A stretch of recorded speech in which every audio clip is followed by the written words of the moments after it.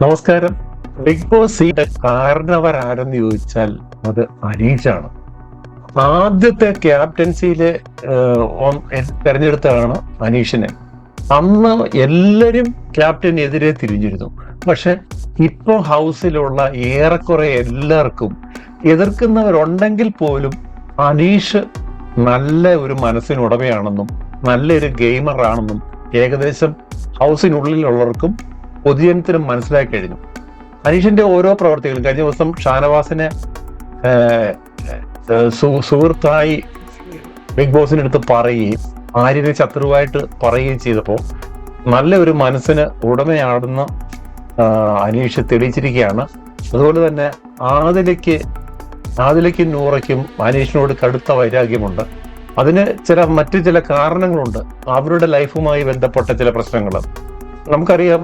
ഈ ആദിലയും നൂറും തമ്മിലുള്ള ഒരു കേസിലൂടെയാണ്, ഹൈക്കോടതിയിൽ നിന്നാണ് അവർക്കൊരു ലൈഫ് പാർട്ണറെ അതിലേക്ക് കിട്ടുന്നതൊക്കെ. അതൊരു നിയമവശത്തിലൂടെ. അപ്പൊ ഈ അച്ഛൻ എന്നുള്ള സ്ഥാനത്ത് അനീഷ് എപ്പോഴും കാണുന്ന ഒരു അതുപോലെ ഒരു കാരണവർ സ്ഥാനത്തൊക്കെയാ കാണുന്നത് തോന്നുന്നു.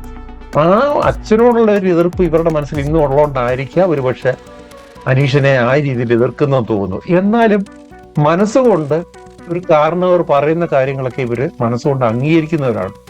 എന്തിന് ഷാനവാസുമായിട്ട് ഭയങ്കര ഇടയായിരുന്നു. ഇപ്പം ഉള്ളുകൊണ്ട് അവര് മാനസികമായി അടുത്തിരിക്കുകയാണ്.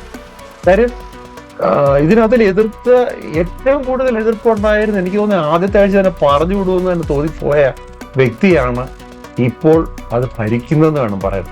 ബിഗ് ബോസ് ഭരിക്കുന്നത് ഇതാണ്, അനീഷാണ്. കാര്യം ഇപ്പൊ ക്യാപ്റ്റനായ അഭിലാഷ് പോലും കിടന്നുറങ്ങുമ്പോൾ ജയിലിൽ കിടക്കുന്ന ലക്ഷ്മിക്കും ജിസേലിനും വേണ്ടി സേവനങ്ങൾ ചെയ്തു കൊടുക്കുന്നു. ജയിൽ തുറന്നു കൊടുക്കുന്നു, വാഷ്റൂമിൽ പോകാൻ വേണ്ടി തുറന്നു കൊടുത്ത് അവർക്ക് സൗകര്യം ഉണ്ടാക്കി കൊടുക്കുന്നു. അവർക്ക് വെള്ളം വേണോ ഭക്ഷണം വേണോ എന്നുള്ള കാര്യങ്ങളൊക്കെ ചെന്ന് അന്വേഷിക്കുന്നു.